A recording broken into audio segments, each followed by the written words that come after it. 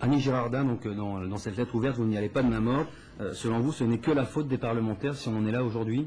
Je n'ai pas cité que les parlementaires, j'ai cité également l'État, mais puisque monsieur le député est là et qu'il a fait son introduction sous forme de défense, moi je voulais expliquer pourquoi effectivement je mets en cause le député. Je mets en cause le député parce que ce sont ses termes, je mets en cause le député parce que ce sont ses déclarations, que ce soit celle qu'il ait fait à l'Assemblée nationale. Moi je me rappelle d'un discours virulent où le député effectivement s'exprime devant le ministre du Transport en 2003, il le refait en 2004. Je me rappelle d'une mission au ministère de l'Outre-mer où vous rencontriez le ministre Brigitte Girardin avec un conseiller ou un expert, disiez-vous, Hervé Boujard. Il faut savoir qu'Hervé Boujard est le conseiller financier du groupe Landry, le Delta Transport. Donc je trouve que tout ça c'est avant la DSP.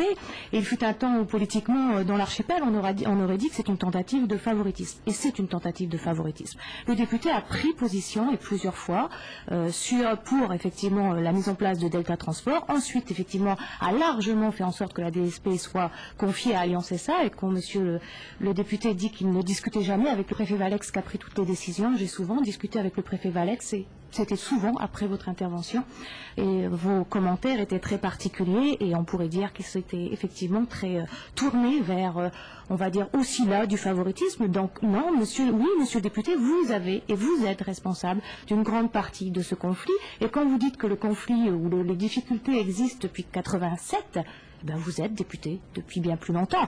Donc vous êtes présent et vous auriez pu travailler autrement sur le transport, dénoncer ce qui se passait avant. Tout était sans doute pas parfait. Moi, je suis pas là pour défendre qui que ce soit. Je réalise aujourd'hui que le constat est catastrophique puisqu'on parlait de subventions à l'époque quand vous dénonciez la société. Donc Paturel d'Agor, l'armement Paturel d'Agor, on était sur une subvention d'1,5 million d'euros. Aujourd'hui, on est sur 580. Aujourd'hui, on est sur 3,3 millions d'euros. Vous ferez sans doute aussi une précision là-dessus. On a des tarifs de plus de 15%. On a des frais d'empotage qui n'existaient pas avant, de 2 euros par kilo. On a des frais de dossier de 3 euros par dossier. On a des frais de location de conteneurs.